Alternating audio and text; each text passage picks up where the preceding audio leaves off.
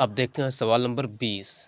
20वां सवाल कह रहा है कि एक पहाड़ी के शीर्ष से मीनार के पाद पर उन्नयन कोण 60 अंश है तथा मीनार के शीर्ष से पहाड़ी के पाद पर उन्नयन कोण 30 अंश है। यदि मीनार की ऊंचाई 50 मीटर है तो पहाड़ी की ऊंचाई ज्ञात कीजिए। ये सवाल दिया है। तो चलो जैसा जैसा कहा है उसी के अनुसार अब हम एक चित्र बनाएंगे। कहा है पहाड़ी के शीर्ष से, तो एक हम सबसे पहले एक पहाड़ी बना लेते हैं। ये हो गई हमारी पहाड़ी।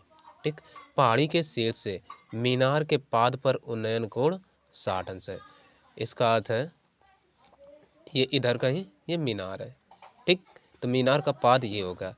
कह रहा मीनार के पाद पर उन्नयन कोण 60 अंश है, तो यहाँ से जो कोण बनेगा पहाड़ी के शीर्ष पर कितना हो गया 60 अंश।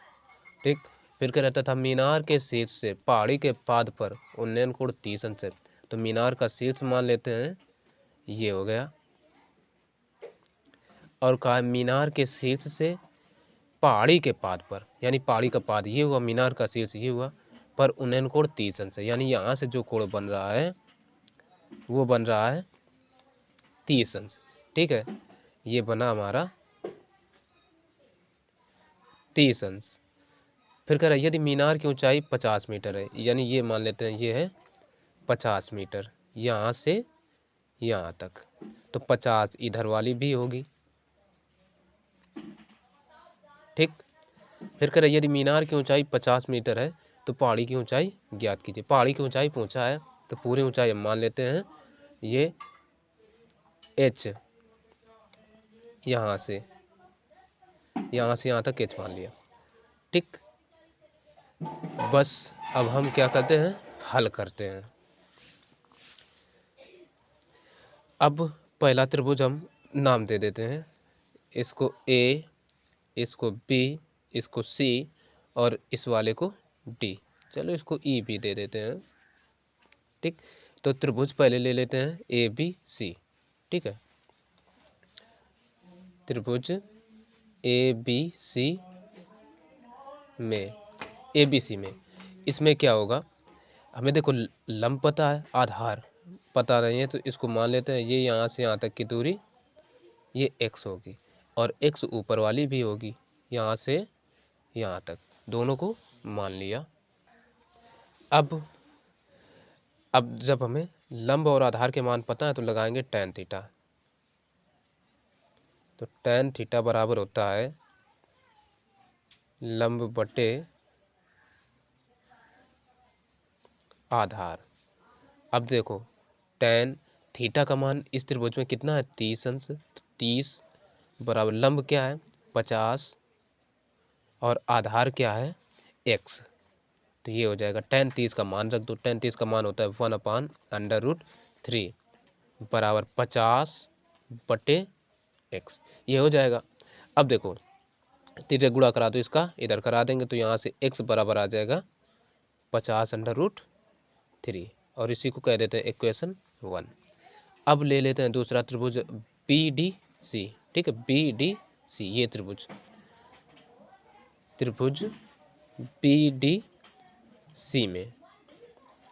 BDC में क्या होगा, हमें ये कोण पता है, इसमें भी ये देखो लंब और आधार के मान पता है, तो इसमें भी tan नहीं लगाएंगे। tan थीटा बराबर होता है लंब बटे आधार। ठीक, तो थीटा का मान कितना है 60 अंश है, तो ये हो जाएगा tan 60 बराबर लंब कितना है पूरा का पूरा h है, आधार है x, तो tan 60 का मान होता है √3, तो √3 बराबर आ जाएगा h/x। तो यहाँ से अगर हम x बराबर निकालें तो x इधर आ जाएगा, √3 इधर आ जाएगा, तो यहाँ से x बराबर आ जाएगा h/√3। इतना हो गया। अब देखो यही समीकरण एक में भी क्या x का मान है और दो में भी x का मान है, तो इसको हम 2 दे दें। अब देखो समीकरण 1 व 2 से हम कर लेते हैं। समीकरण 1 व 2 से ये हो जाएगा 50√3 बराबर h बटे √3। तो यहाँ से √3 का इधर गुणा हो जाएगा तो h बराबर आ जाएगा 50 और √3 का √3 में कराएंगे तो आ जाएगा 3। तो 5 × 15 यानी h बराबर आ जाएगा 150। और ये सब काय में थी मीटर में, ठीक है ना। तो ऊंचाई मीटर में थी तो ये आ जाएगी मीटर। और यही हो गया इस सवाल का आंसर। तो अब देखेंगे अगला सवाल। अब 21वां सवाल कह रहा है, एक नदी के किनारे खड़ा एक व्यक्ति देखता है कि दूसरे किनारे पर ठीक उसी सामने खड़े एक वृक्ष पर उन्नयन कोण 60 अंश है। जब वह व्यक्ति किनारे से 40 मीटर दूर जाता है तो वृक्ष का उन्नयन कोण 30 अंश हो जाता है। वृक्ष की ऊंचाई ज्ञात कीजिए और नदी की चौड़ाई ज्ञात कीजिए। ये दोनों चीज़ें हमसे पूछी गई हैं। तो सबसे पहले जैसा जैसा कहा है उसी के अनुसार एक चित्र बनाएंगे। एक नदी के किनारे यानी एक मान लेते हैं ये नदी हो गई, ठीक है ना। ये एक मान लेते हैं ये इतनी चौड़ी एक नदी हो गई। कह रहा है नदी के किनारे खड़ा एक व्यक्ति देखता है कि उसके सामने खड़े सामने खड़े एक वृक्ष पर उन्नयन कोण 60 अंश है। यानी ये यहाँ पर एक ये वृक्ष खड़ा है, ठीक है। ये वृक्ष है बिल्कुल किनारे पर खड़ा है और यहाँ पर से आदमी देखता है। तो इसके शीर्ष का उन्नयन कोण कितना है इस वृक्ष का 60 अंश है। तो ये करिए 60 अंश है, ठीक। 60 अंश मान लिया। फिर कह रहा है यदि जब वह व्यक्ति किनारे से 40 मीटर दूर जाता है, यानी ये 40 मीटर जब इधर की ओर आ रहा है तो कह रहा है उन्नयन कोण 30 अंश हो जाता है। तो उन्नयन कोण कितना हो जा रहा है 30 अंश। तो ये मान लेते हैं 30 अंश, ठीक। ये 30 अंश हो जाता है। तो कह रहा है वृक्ष की ऊंचाई और नदी की चौड़ाई ज्ञात कीजिए। यानी वृक्ष की ऊंचाई हम मान लेते हैं h, नदी यहाँ से यहाँ तक चौड़ी होगी, ठीक, क्योंकि यहाँ व्यक्ति खड़ा है, यहाँ नदी किनारे पर एक वृक्ष है। तो इसको मान लेते हैं x, यहाँ से यहाँ तक की दूरी, और ये दूरी है 40 मीटर, सवाल में ही दे रखी है। और ये इम्पॉर्टेंट सवाल है, ऐसा नहीं है कि बहुत ही महत्वपूर्ण सवाल है, ठीक। बस चित्र बन गया। अब हम हल कर लेते हैं। पहले त्रिभुज ले लेते हैं ये ए बी, चलो इसको डी नाम दे देते हैं ए बी डी में, ठीक है। त्रिभुज ए बी डी में अब देखो हमें लंब पता है, आधार पता है, तो लगा देंगे tan थीटा। tan थीटा बराबर होता है लंब बटे आधार। तो tan थीटा, थीटा का मान है 60 अंश, 60 बराबर लंब कितना है h, आधार है x। tan 60 का मान होता है √3 बराबर h कितना है, चलो h तो h ही है, अपान x। तो यहाँ से x का मान निकाल लें, ठीक है। निकालना चाहे तो भाई x निकाल सकते हैं या h ही निकाल लें, ठीक है, जो चाहो वो निकालो। चलो हम h निकाल ही लेते हैं। h बराबर, तो यहाँ से h बराबर कितना आ जाएगा, √3 का इधर गुणा हो जाएगा तो अंदर ये आ जाएगा √3x। इसी को कह देते हैं समीकरण 1। और यही तो नदी की ये पेड़ की ऊंचाई मान रखे हैं, ठीक। अब एक बार ले लेते हैं त्रिभुज ए बी सी। त्रिभुज ए बी सी में क्या करते हैं, हमें लंब पता है और आधार का मान पता है, तो इसमें भी tan लगाएंगे। tan थीटा बराबर क्या होगा लंब बटे आधार। तो tan थीटा इसमें इस त्रिभुज में देखो कितना है 30 अंश, तो tan 30 बराबर लंब क्या है h, आधार 40 + x हो जाएगा। पूरा यहाँ से यहाँ तक का आधार है ना, तो 40 + x हो जाएगा। tan 30 का मान होता है 1/√3 बराबर h अपान 40 + x, ठीक। अब इसका इधर गुणा करा दो तो ये आ जाएगा 40 प्लस एक्स बराबर √3h, इतना हो जाएगा। अब क्या करो, समीकरण 1 से h का मान इसमें रख दो। ठीक है, इसको हम 2 कह सकते हैं। समीकरण 1 से h का मान समीकरण 2 में रखने पर रख देते हैं तो ये क्या आ जाएगा, 40 प्लस एक्स बराबर √3, और h का मान देखिए क्या है, √3x है, इंटू √3x रख दिया तो √3 का √3 में गुणा कराएं तो आ जाएगा 3, यानी 40 प्लस एक्स बराबर, गुणा कराओ भाई तो कितना आ जाएगा 3x, तो x को इधर भेज दो तो यहाँ आ जाएगा ये 3x माइनस एक्स बराबर कितना हो जाएगा 40, तो 3 में इतना घटा दो तो कितना बचा 2x बराबर 40, तो यहाँ से x बराबर क्या आ जाएगा 40/2, यानी हम कह सकते हैं x बराबर 20। ये आ गया 20 x बराबर। तो ये क्या है, x क्या है, नदी की चौड़ाई है, तो हम यहाँ कह सकते हैं अतः नदी की चौड़ाई बराबर x बराबर कितना आ गया 20 मीटर। ठीक, अब पेड़ की ऊंचाई भी पूछा है, तो पेड़ की ऊंचाई के लिए क्या है, तथा पेड़ की ऊंचाई बराबर कितना मान रखें h, यानी h बराबर कितना आया √3x है, √3x, तो ये देखो समीकरण 1 में। ठीक है, तो यहाँ से h बराबर क्या आ जाएगा √3 इंटू एक्स का मान कितना आया 20, तो इंटू हम कर देते हैं 20, तो यहाँ से h बराबर आ जाएगा √3 का मान रख दो। ठीक है, √3 का मान होता है 1.732 इंटू 20, तो गुणा करा लो, 2 दूना 4, 2 तियाँ 6, 2 सत्ते 14, 2 एकम 2, 1 हासिल 3, इतना आ गया, और 1 0, 3 अंक पर दशमलव लगाई तो यहाँ दशमलव आ जाएगा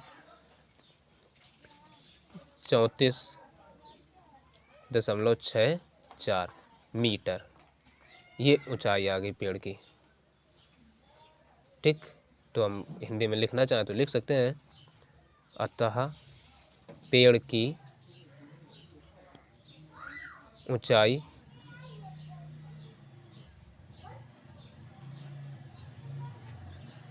h बराबर 34.64 मीटर।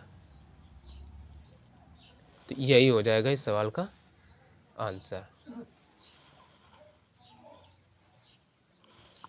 अब देखेंगे अगला सवाल। अब अगला सवाल दिया है, कह रहा है क्षैतिज तल पर स्थित एक लंबवत मीनार के शीर्ष पर एक ध्वज दंड लगा है।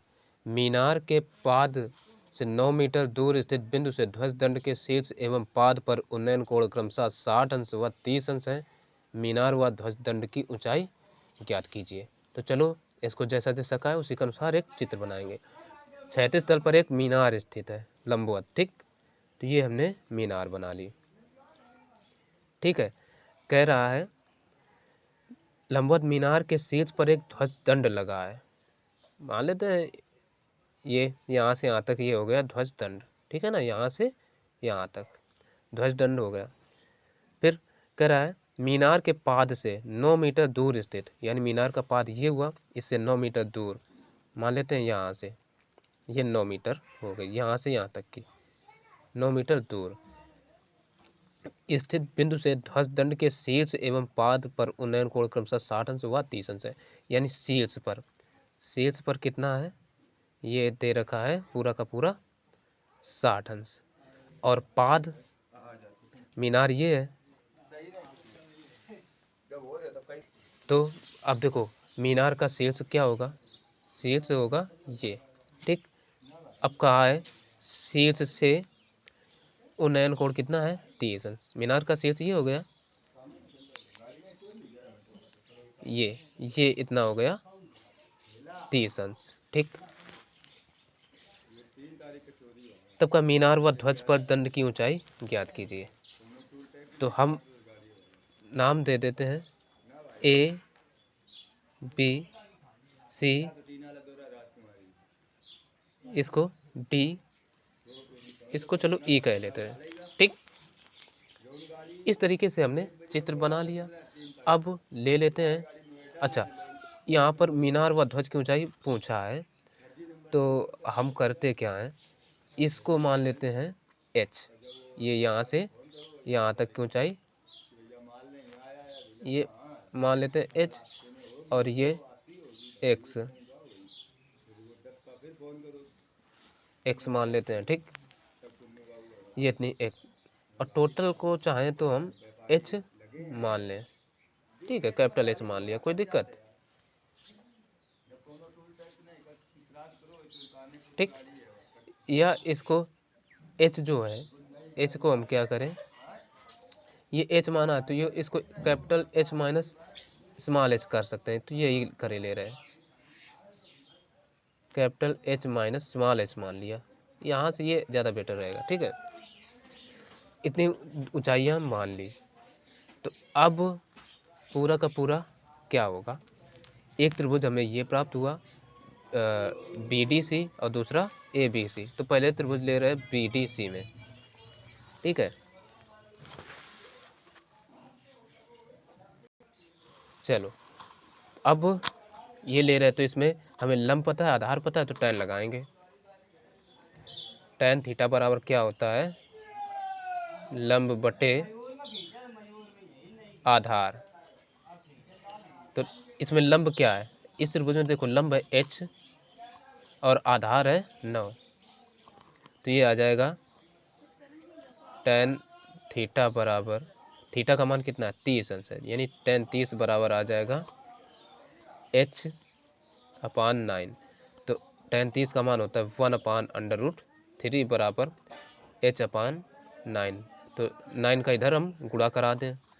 ठीक है, तो यहाँ से h बराबर स्मॉल h बराबर निकल आएगा, तो ये स्मॉल h बराबर आ जाएगा 9/√3। तो अब देखो ये जो √3 है, 9 को हम कुछ चेंज करके ऐसे लिख सकते हैं, 3 इंटू √3 इंटू √3। ठीक है, या हर का परिमेयकरण कराते कोई दिक्कत नहीं। ठीक, इतना, तो ये कट गए, तो बचेगा कितना, h बराबर 3√3, और ये सबका है मीटर में था। ठीक है, तो ये h बराबर यहाँ से इतना हमने निकाल लिया। अब एक बार त्रिभुज ले लेंगे पूरा ABC, त्रिभुज ABC में देखो ABC ये त्रिभुज ले रहे, तो इसमें भी हमें ये लंब पता है और ये आधार पता है, तो हम लिख लेते हैं tan थीटा बराबर लंब बटे आधार, यही तो होगा। तो थीटा का मान इस त्रिभुज में पूरा का पूरा 60 अंश है, तो ये tan 60 हो जाएगा बराबर लंब पूरा का पूरा h कैपिटल वाला मान रखे हैं, आधार है 9, ये हो गया 9/h। तो अब देखो tan 60 का मान होता है √3 बराबर कैपिटल H/9। तो अब क्या करें, इसका इधर मल्टीप्लाई करा देते हैं, तो यह कैपिटल H बराबर आ जाएगा, इतना आ गया। अब देखो हमसे क्या के पूछी थी, पेड़ की ऊंचाई नहीं, दंड ध्वज दंड के शीर्ष में पाद को कोण, तब सब मीनार व ध्वज दंड की ऊंचाई, तो मीनार की ऊंचाई तो आ गई 9√3 मीटर। ठीक है, तो हम लिख सकते हैं, और ध्वज दंड की ऊंचाई, ध्वज दंड की ऊंचाई क्या मान रखे थे, capital H minus small H, तो कैपिटल एच कितना आया, ये 9√3 √3 और माइनस स्मॉल एच कितना आया है, ये 3 √3 घटा दो तो कितना हो जाएगा 6√3 मीटर। यही हो गया आंसर। यानी मीनार की ऊंचाई 9√3 और ध्वजदंड की ऊंचाई 6√3 आ गई। यही हो गए आंसर। अब देख लेते हैं अगला सवाल।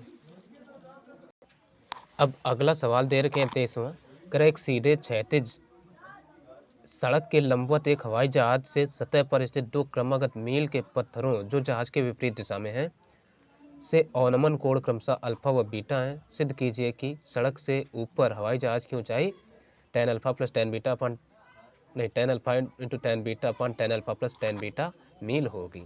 तो ये कहा है, यानी एक सीधी सड़क है, ठीक, मान लेते हैं ये सड़क है, ठीक, सड़क के लंबवत एक हवाई जहाज जो सतह पर स्थित दो क्रमागत मील के पत्थरों जो कि विपरीत दिशा में है, ठीक है ना, यानी अवनमन कोण, यानी ये ऊपर ही उड़ रहा होगा इस तरीके से, ठीक है। एक सड़क के इधर हो गया, इसको नाम दे देते हैं ए, और एक ये मील का पत्थर इधर होगा बी नाम दे देते हैं। अब कह रहा है जिनसे अवनमन कोण क्रमशः अल्फा व बीटा है। जो अवनमन कोण थे वो अल्फा व बीटा है, तो इसको मान लेते हैं ये अल्फा और इसको बीटा, ठीक, और इसको ऐसे दिखाएंगे, यानी ये तभी अवनमन कोण होंगे, ये अल्फा और ये बीटा, ठीक। अब कहा है और इनके जो पत्थरों के बीच की दूरी है, कहा एक सीधे क्षैतिज सड़क के लंबवत एक हवाई जहाज से सतह पर स्थित दो क्रमागत मील के पत्थरों जो जहाज के विपरीत दिशा में है से अवनमन कोण अल्फा व बीटा है। अब ये दोनों जो पत्थर हैं वो कैसे हैं, क्रमागत हैं, यानी एक यहाँ पर है और एक यहाँ पर है मील के पत्थर, तो इसका अर्थ है कि इनके बीच की दूरी कितनी होगी, 1 मील होगी, ठीक। यहाँ से यहाँ तक की दूरी कितनी हो जाएगी, 1 मील। तो कोई भी क्रमागत चीज हो तो वो क्रम से है तो उसके अंतर समान होगा, यानी मील के पत्थर हैं तो क्रम से हैं तो इनके बीच की दूरी कितनी हो जाएगी, 1 मील, ठीक। तो ये 1 मील की दूरी हो गई। तो अब अगर हम ये दूरी क्या मान लें, ये यहाँ से यहाँ तक की दूरी मान लेते हैं जैसे x है, ठीक। तो ये कितनी हो जाएगी, ये 1 - x हो जाएगी कि नहीं होगी, क्योंकि दूरी काय में है, मील में दी गई है। तो हमें ये सिद्ध करना है कि जहाज की ऊंचाई ये इतनी होगी, ठीक। तो इतनी दूरी हमें सिद्ध करना है, तो हम चलो नाम दे देते हैं इसको a, इसको b, नहीं इसको चलो d दे देते हैं, फिर d, इसको चलो p दे दिया, ठीक है। अरे अब से दे दिया, कोई दिक्कत नहीं है। पहले त्रिभुज ले रहे हैं ADP, त्रिभुज ADP में, ADP में क्या करेंगे, अब देखो कोण हमें क्या अल्फा दिया है, इसका लंब दिया है, आध ऊंचाई को h मान रखे हैं, ये यहाँ से यहाँ तक की दूरी h हो गई, तो ये आ जाएगा tan, तो tan अल्फा बराबर लंब बटे आधार हो, ठीक। तो अब देखो tan अल्फा बराबर लंब कितना है, लंब है h, आधार है x, ठीक। तो ये हो गया। अब दरअसल ये वीडियो हम दुकान में बना रहे हैं तो इसलिए पता नहीं चलता है, ग्राहक आ गए तो रोकना पड़ता है। तो अब देखिए यहाँ से हम x का मान निकाल लेते हैं, तो x को इधर गुणा करा देते हैं, तो ये x बराबर आ जाएगा h/tan अल्फा, और इसी को समीकरण 1 कह दिया। अब ले लेते हैं त्रिभुज TPB, तो DPB में क्या होगा, DPB में इसमें देखो लंब पता है, आधार पता है, तो tan लगाएंगे। tan, अब इसमें क्या है, बीटा, तो tan बीटा बराबर होता है लंब बटे आधार। ठीक है, तो अब देखो यहाँ tan बीटा बराबर लंब क्या है, h, और आधार है 1 - x। तो यहाँ से 1 - x को इधर भेज दो, तो 1 - x बराबर आ जाएगा h अपान tan बीटा। ठीक है ना। अब चाहो तो यहाँ से भी क्या करें, चलो ये x हो गया। ठीक, इसको कह देते हैं समीकरण 2। ये समीकरण 2 हो गया हमारा। अब समीकरण 1 से जो x का मान है समीकरण 2 में रख देते हैं। 1 से x का मान समीकरण 2 में रखने पर रख देते हैं, तो पहला समीकरण क्या है, देखो 1 माइनस x का मान कितना दे रखा है, h अपान tan अल्फा बराबर h अपान है tan बीटा। ठीक, तो अब इसको इधर भेज देते हैं, तो ये आ जाएगा 1 बराबर h अपान tan बीटा प्लस का h अपान tan अल्फा। ठीक, अब ऊपर से क्या करो, h कॉमन ले लो। ठीक, ऊपर से अब हम h कॉमन ले लेंगे, तो आ जाएगा 1 बराबर h कॉमन ले लिया, तो ये 1 अपान tan बीटा प्लस का 1 अपान tan अल्फा, इतना बचेगा। अब ये इतना है, तो ये 1 बराबर हम क्या करते हैं, इनका एलसीएम ले लेते हैं, तो h इंटू tan अल्फा का इधर, तो ये tan alpha plus tan beta अपान ये आ जाएगा tan beta into tan alpha. ठीक, अब क्या करते हैं, tan अल्फा इंटू बीटा है, इसको इधर गुणा करा देते हैं, तो ये आ जाएगा tan alpha into tan beta बराबर h into tan alpha plus tan beta. ठीक, तो अब देखो सिद्ध क्या करना था हमें, ऊपर ये लाना था tan alpha into tan beta अपन tan alpha plus tan beta, तो क्या करेंगे, इसको अब इसके बटे में भेज देते हैं, तो वो चीज़ हम इधर लिखे लेते हैं, तो ये h बराबर आ जाएगा tan alpha into tan beta बटे tan alpha plus tan beta, और यही हमें सिद्ध करना था, जो कि अब प्रूफ हो गया। ठीक है, तो अब हम बस लिख देंगे प्रूव्ड। तो फिर मिलते हैं अगले वीडियो में, तब तक के लिए नमस्कार।